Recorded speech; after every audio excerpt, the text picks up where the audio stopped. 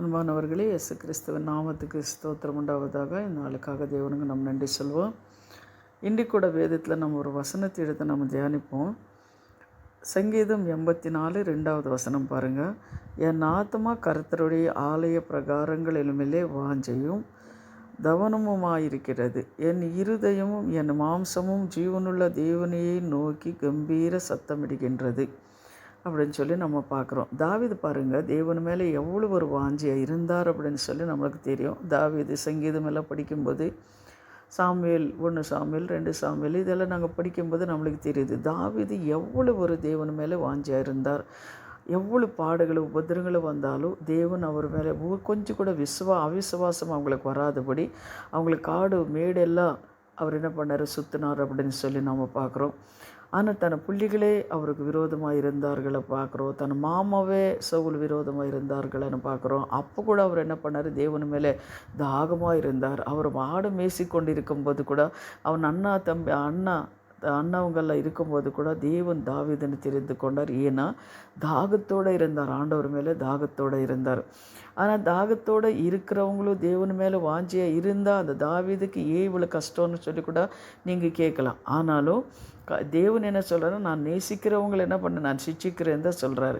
அதே போல் நீங்கள் கூட நான் தேவனை நேசிக்கிறேனே, ஏன் எனக்கு இந்த கஷ்டம், ஏன் நான் டெய்லி ஜெபம் பண்ணுறேனே, வேதத்தை வாசிக்கிறேனே, நான் ஏன் என் ஜெபத்தை ஆண்டவர் கேட்க மாட்டார் அப்படின்னு சொல்லி நீங்கள் நினைக்கலாம். ஆனாலும் தாவீது பாருங்கள், தாவீது சாமுவேல் ராஜாவாக்கிட்டார்.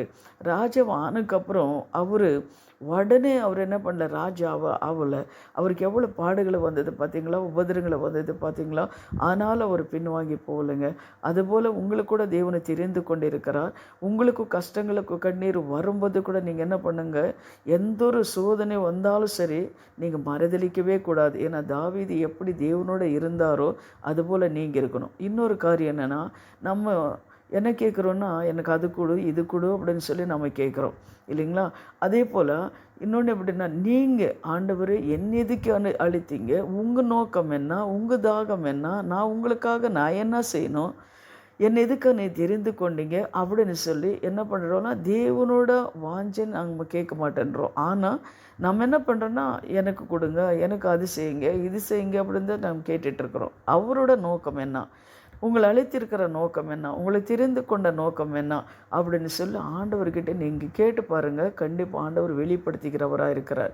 ஏன்னா வசனங்கள் மூலமாக தரிசனங்கள் மூலமாக அவர் என்ன பண்ணார், வெளிப்படுத்துகிறார். நம்ம தேவன் காதிருந்து கேட்காதவர் கிடையாதுங்க, வாயிருந்து பேசாதவர் கிடையாதுங்க. ஆண்டவர் மேலே நீங்கள் விசுவாசம் வைத்தாலே தேவன் என்ன பண்ணார், வசனங்கள் மூலமாக தரிசனங்கள் மூலமாக ஊழிக்காரங்கள் மூலமாக தேவன் கண்டிப்பாக உங்களோட பேசுகிற தேவனாக இருக்கிறார் நம்ம தேவன். அதே போல் இன்னொரு வசனத்து கூட நம்ம வாசிக்கல பாருங்கள். அதே சங்கீதம் 42:1 நீங்கள் பாருங்கள். மானானது நீரோடு வாஞ்சித்து கதிருகிறது போல தேவனே என் ஆத்மா உம்மையை வாஞ்சித்து கதிருகிறது. என் ஆத்மா தேவன் மேலே, ஜீவனுள்ள தேவன் மேலே தாகமாயிருக்கிறது அப்படின்னு சொல்லி என்ன பண்ணார், தாவீது சொல்கிறார். அதுபோல தான் அன்பானவர்களே, தேவனோட ஜீவனுள்ள தேவன் மேலே நீ தாகமாக இருக்கும்போது கண்டிப்பாக என்ன பண்ணார், ஆண்டவர் உங்களுக்கு அற்புதங்களை செய்கிற தேவனாக இருக்கிறாருங்க. ஆனால் கஷ்டம் வரும், வேதனை வரும், கண்ணீர் வரும். இருந்தாலும் கர்த்தர் என்ன பண்ணார், உங்களை கைவிடவே மாட்டார். 10 நாள் உபதிரம் வந்தாலும் 11வது நாள் உங்களுக்கு வெற்றி உண்டு அப்படின்னு சொல்லி பார்க்குறோம். தாவீதுக்கு பாருங்கள், எவ்வளோ பாடுகளை வந்தாலும் அவர் என்ன பண்ணார், தன் சத்துருவிலிருந்து விடுதலை கொடுத்து தாவீதன் ஒரு ராஜாவாக மாற்றினார் அப்படின்னு சொல்லி நம்ம பார்க்குறோம். நம்ம யாக்கோபோ யோசேப்புன்னு கூட நம்ம பார்க்குறோம். யோசேப்பு பாருங்கள், எவ்வளோ பாடுகள், எவ்வளோ அவமானங்கள் இல்லைங்களா. அந்த எகிப்து தேசத்துக்கு ஒரு பிரதான மந்திரியாக தேவனை மாற்றினார் அப்படின்னு சொல்லி நம்ம பார்க்குறோம். அன்பானவர்களே, நீங்கள் கேளுங்க, ஆண்டவரே உங்கள் சித்தம் என்ன, உங்கள் நோக்கம் என்ன, உங்களுக்கு நான் நோக்கி பார்க்கணும், உங்கள் சத்தத்தை கேட்கணும்.